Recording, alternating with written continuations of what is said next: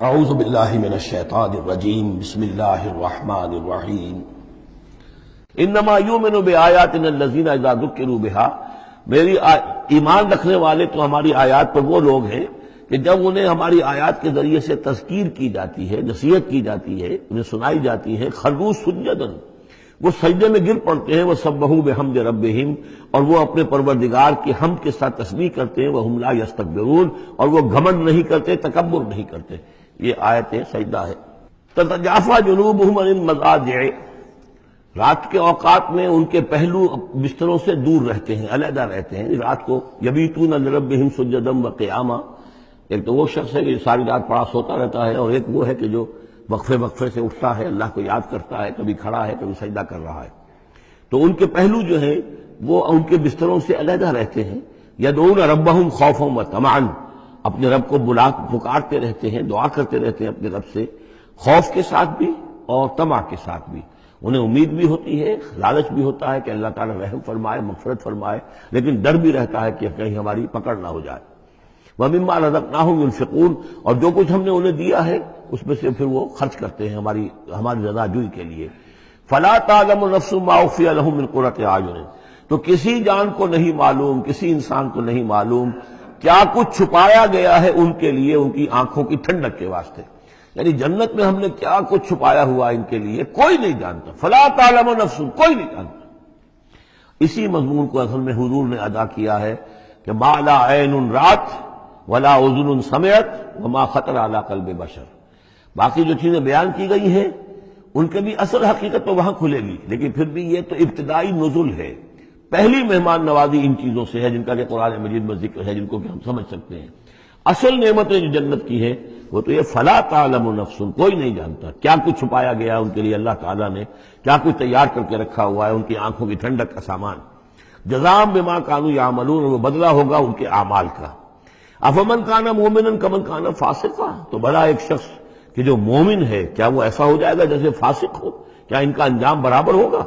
لا یستوون، نہیں وہ برابر نہیں ہو سکتے۔ اما الذین آمنوا وعملوا الصالحات، یقیناً وہ لوگ جو ایمان لائے اور جنہوں نے نیک عمل کیے، فلہم جنات المأویٰ،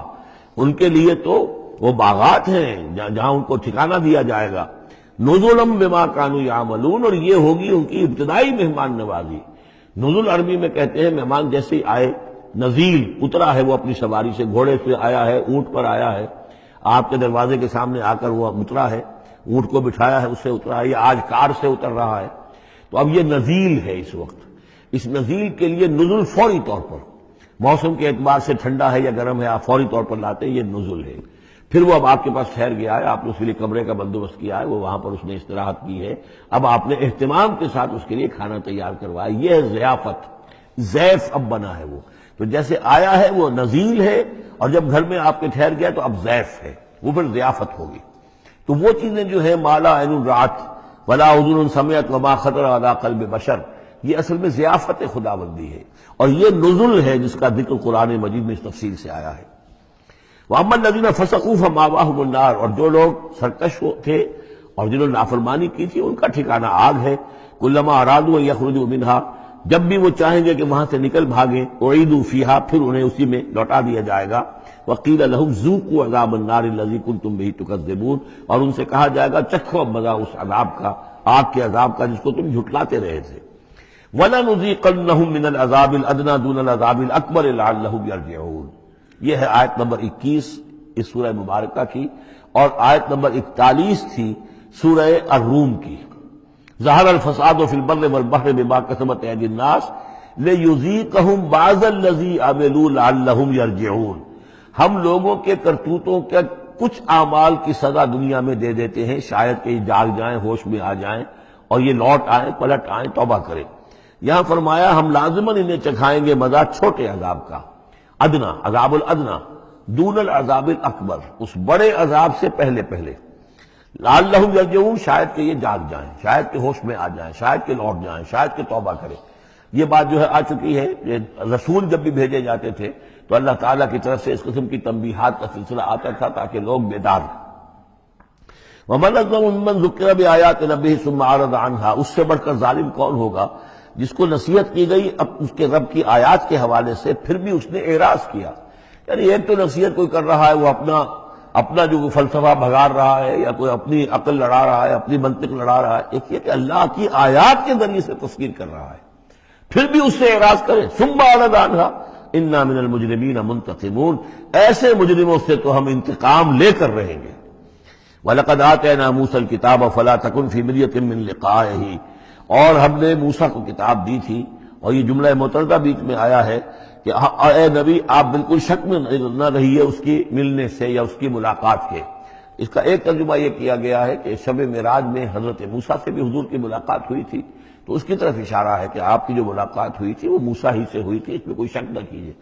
لیکن زیادہ جو قرین قیاس ہے، جو سیاق و سباق کے ساتھ مناسبت رکھتا ہے، وہ یہ ہے تو اے نبی آپ بالکل کوئی شک نہ رکھیں اس بات میں کہ جو کتاب موسیٰ کو دی گئی تھی وہ واقعتاً اللہ کی طرف سے تھی، کتاب کا ملنا اللہ کی طرف سے تھا، اور اس قرآن کا ملنا جو آپ کو ملی ہے یہ بھی اللہ کی طرف سے ہے، اور حضور سے خطاب کرتے ہوئے بھی در حقیقت یہاں پر ہوئے سخن جو ہے وہ لوگوں سے ہے کہ تم کوئی شک نہ کرو کہ تورات اللہ نے دی تھی حضرت موسیٰ کو، اور قرآن اللہ ہی نے دیا ہے محمد کو صلی اللہ علیہ وسلم۔ وَجَعَلْنَاهُ هُدًى لِّبَنِي اسرائیل، اور اس کو ہم نے ٹھہرایا تھا، بنا دیا تھا ہدایت، رہنمائی بنی اسرائیل کے لیے۔ وَجَعَلْنَا مِنْهُمْ أَئِمَّةً يَهْدُونَ بِأَمْرِنَا لَمَّا صَبَرُوا، اور ان میں سے پھر ہم نے ایسے امام اٹھائے، پیشوا اٹھائے، رہنما اٹھائے کہ جو لوگوں کو ہمارے حکم سے وہ ہدایت کرتے تھے، رہنمائی کرتے تھے، تورات کی تعلیم کرتے تھے، تورات سمجھاتے تھے، نیکی کا حکم دیتے تھے، امر بالمعروف نہی منکر کرتے تھے، لما صبروا۔ لیکن یہ کام وہ کر سکتے تھے جب خود صبر کی روش اختیار کر لیں۔ اگر آدمی اپنی تمام توانائیاں اور قوتیں زیادہ سے زیادہ عیش، زیادہ سے زیادہ دولت جمع کرنے پر کرے گا تو وقت کہاں سے لائے گا ان کاموں کے لیے؟ اور اس کام کے لیے تو ظاہر بات ہے آپ کو بدی پر کسی کو روکنا ہے، ٹوکنا ہے، نہیں منکر کرنا ہے تو کچھ صبر بھی کرنا پڑے گا، کوئی مصیبت بھی آئے گی، کوئی تکلیف بھی آئے گی، کوئی آپ کو ستائے گا بھی، گالیاں دے گا، اور اگر حکومت کے خلاف آپ نے کوئی بات کہی ہے تو حکومت آپ کو سزا دے گی۔ لہذا صبر کے بغیر یہ کام نہیں ہوتے۔ وَجَعَلْنَا مِنْهُمْ أَئِمَّةً يَهْدُونَ بِأَمْرِنَا،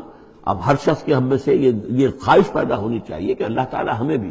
اگر بنی اسرائیل میں سے اللہ تعالیٰ نے بہت سے لوگ ایسے اٹھا دیے جن کی یہ تعریف کی جا رہی ہے، جعلنا منہم ائمۃ یہدون بامرنا لما صبروا، اللہ تعالیٰ ہمیں توفیق دے کہ ہم بھی اس امت مسلمہ میں اسی کام کے کرنے والے بن جائیں، تاکہ لوگوں کو خیر کی طرف بلائیں، حق کی طرف دعوت دیں، لیکن اس کے لیے اپنے لیے صبر اختیار کرنا ضروری ہے۔ کم سے کم اپنا جو ہے اسٹینڈرڈ آف لیونگ رکھیں، تاکہ یہ کہ ہم اپنا وقت اسپیئر کر سکیں، جس کو تبلیغی بھائی کہتے ہیں تفریغ الاوقات، اوقات فارغ نہیں کریں گے اپنے، سارا وقت تو لگا ہوا ہے آپ پیسہ کمانے میں، اس لیے کہ اس کے ایک خاص قسم کا معیار زندگی بنا لیا ہے، اور اس کو مینٹین کرنے کے لیے اب جتنا کچھ آپ کو چاہیے اب دن رات ایک کریں گے تو آپ اپنے اس معیار زندگی کو مینٹین کر سکتے ہیں۔ گویا کہ اب ہم اس معیار زندگی کو پوج رہے ہیں، ہمارے پاس اب وقت ہی نہیں ہے، صلاحیت کہاں لگائیں، کس وقت میں لگائیں، کیا کام کریں۔ لیکن صبر کی روش ہوگی اور پھر قرآن مجید کے ساتھ وہ تعلق ہوگا تو پھر انشاءاللہ تعالیٰ اللہ تعالیٰ نے انسان میں بڑی صلاحیتیں رکھی ہیں، بڑی قوتیں رکھی ہیں، مسجود ملائک بنایا ہے، اللہ کے کریشن کا کلائمیکس ہے یہ، تو اللہ تعالیٰ کی یوں سمجھیے کہ تخلیق کا نقطہ عروج ہے، تو اس کے اندر صلاحیتیں ہیں۔ آدمی ارادہ کر لے، ہمت کرے، فیصلہ کر لے تو پھر یہ کہ اللہ تعالیٰ جو ہے اس کے لیے راستے کھول دیتا ہے۔ وَجَعَلْنَا مِنْهُمْ أَئِمَّةً يَهْدُونَ بِأَمْرِنَا لَمَّا صَبَرُوا وَكَانُوا بِآيَاتِنَا يُوقِنُونَ، ایک تو یہ کہ صبر کریں اور ہماری آیات کے اوپر پورا یقین ہو۔ إِنَّ رَبَّكَ هُوَ يَفْصِلُ بَيْنَهُمْ يَوْمَ الْقِيَامَةِ فِيمَا كَانُوا فِيهِ يَخْتَلِفُونَ، یقیناً آپ کا رب فیصلہ کرے گا ان کے مابین قیامت کے دن ان تمام چیزوں میں جن میں یہ اختلاف کر رہے تھے۔ أَوَلَمْ يَهْدِ لَهُمْ كَمَا أَهْلَكْنَا مِنْ قَبْلِهِمْ مِنَ الْقُرُونِ يَمْشُونَ فِي مَسَاكِنِهِمْ، کیا ان کے لیے یہ بات کافی نہیں ہوئی ان کی رہنمائی کے لیے، ان کو سبق دکھانے کے لیے کہ ان سے پہلے ہم نے کتنی ہی بستیوں کو اور کتنی ہی نسلوں کو جو ہے ہلاک کیا ہے، کہ وہ جو پھرتے تھے اپنی انہی مساکن میں، اپنے شہروں میں، اور ایک مفہوم یہ کہ جن میں اب یہ پھر رہے ہیں، یہ جاتے ہیں اور سمود کی بستیوں کے پاس سے گزرتے ہیں۔ خبر آئی ہے کہ کوئی برطانوی سیاست جو ہے وہ محققین، انہوں نے وہ ڈیڈ سی میں اس کے ساحل کے ساتھ ہی اور پانی کے نیچے وہ آثار موجود ہیں اس شہر کے کہ جس کی طرف حضرت لوط علیہ السلام کو بھیجا گیا تھا۔ تو خبر میں یہ ہے کہ قرآن اور تورات کی جو بات ہے اس کی تصدیق ہو گئی ہے، لیکن وہ بستی جو ہے میرا بھی پہلے بھی میرا گمان یہی تھا کہ وہ جو ہے اصل میں سمندر کے اندر آ چکی ہے، اور شاید اسی لیے ڈیڈ سی اس کا نام ہو کہ پورے شہر جو ہے بڑے ہوئے وہ اس کے اندر دھنس گئے ہیں، اور گویا کہ سب کے سب اسی کے اندر جو ہے ان کی قبر بن گئی ہے، وہ پانی کی قبر کے اندر وہ دفن ہوئے ہیں۔ بہرحال یہ تمام چیزیں جو ہے تم پھرتے ہو، آتے ہو، جاتے ہو، انہی لوگوں کے مساکن کے اندر تم پھر رہے ہو. ان فی ذلک لآیات فلا یسمعون، اس میں یقیناً نشانیاں ہیں، تو کیا تم عقل سے کام نہیں لیتے، سنتے نہیں ہو؟ اولم یروا انا نسوق الماء الى الارض الجرز، کیا انہوں نے دیکھا نہیں کہ ہم پانی کو ہانک کر لے جاتے ہیں ایک ایسی زمین کی طرف جو چٹیل پڑی ہے، بے آب و گیا ہے. فنخرج به زرعا تاكل منه انعامهم وانفسهم، پھر ہم اس کے ذریعے سے اس پانی میں کھیتی اگا دیتے ہیں کہ جس میں سے کھاتے ہیں ان کے مویشی بھی اور خود یہ بھی. افلا یبصرون، تو کیا یہ دیکھتے نہیں ہیں؟ وَيَقُولُونَ مَتَىٰ هَٰذَا الْفَتْحُ إِن كُنتُمْ صَادِقِينَ، اور وہ یہ کہتے ہیں کب ہوگا یہ فیصلہ، اگر تم سچے ہو تو بتاؤ اے مسلمانوں، یہ قیامت یا عذاب یہ کب آئے گا؟ قُلْ يَوْمَ الْفَتْحِ لَا يَنفَعُ الَّذِينَ كَفَرُوا إِيمَانُهُم، کہہ دیجئے وہ جو فیصلے کا دن ہوگا پھر اس دن کافروں کا ایمان لانا ان کے لیے ہرگز مفید نہیں ہوگا. ایمان لانا غیب میں اب، جبکہ وہ حقائق جو ہیں وہ غیب کے پردے میں چھپے ہوئے ہیں، تب وہ مفید ہے. لیکن جب فیصلہ ہو جائے گا اور جب تمام حقائق جو ہیں وہ نگاہوں کے سامنے آ جائیں گے، یوم الفتح لا ينفع الذین کفروا ایمانہم ولا هم ينظرون، اور پھر انہیں کوئی مہلت نہیں ملے گی کہ اب وہ کوئی توبہ کر لیں یا کوئی اپنی اصلاح کر لیں. فاعرض عنہم، تو اے نبی آپ ان سے اعراض فرمائیے، ان سے درگزر کیجئے، ان کی باتوں پر زیادہ نہ جائیے. منتظر انہم منتظرون، آپ بھی انتظار کیجئے اور یہ بھی انتظار کر رہے ہیں. صدق اللہ العظیم.